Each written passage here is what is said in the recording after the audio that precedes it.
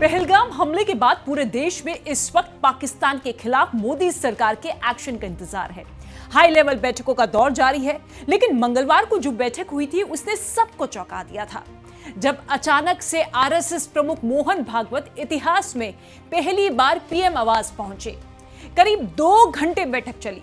सभी को यही लग रहा था कि पाकिस्तान का कॉलर पकड़ने का वक्त आ गया है, रणनीति तय हो चुकी है।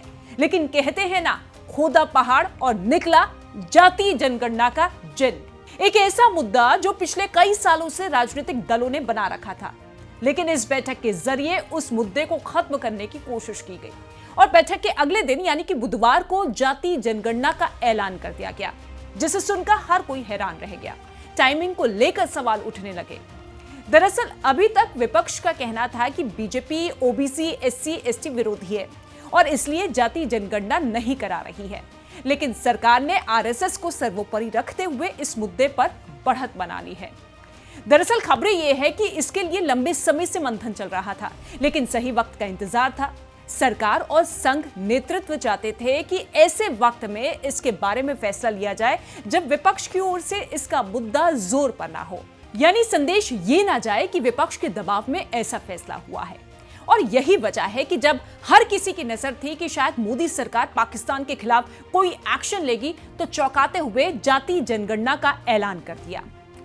वैसे ये फैसला अचानक से लिया हुआ नहीं है।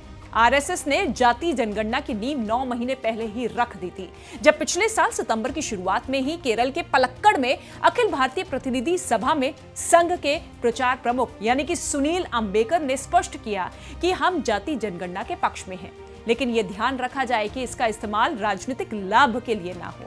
बस तभी से बीजेपी के साथ एक राय बनाने के लिए कदम उठा दिए गए थे, यानी कि इस फैसले के पीछे आरएसएस की बड़ी भूमिका रही है।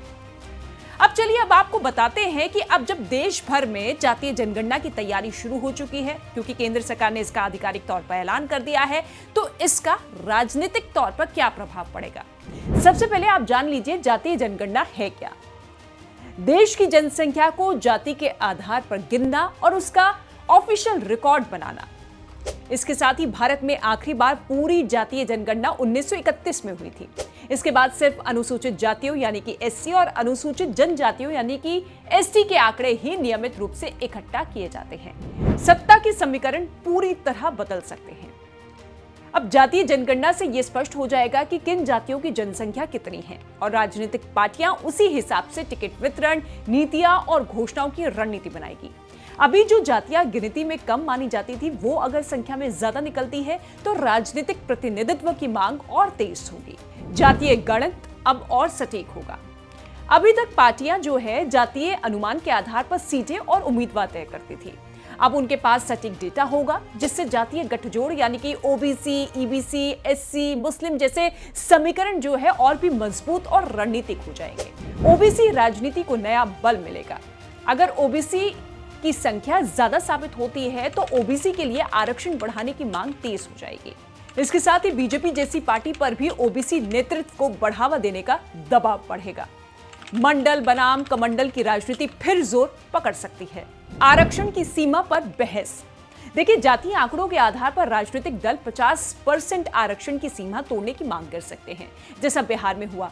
इससे संविधान संशोधन की मांग उठ सकती है, जिससे टकराव की स्थिति बन सकती है। इसी के साथ सबका साथ की राजनीति को चुनौती।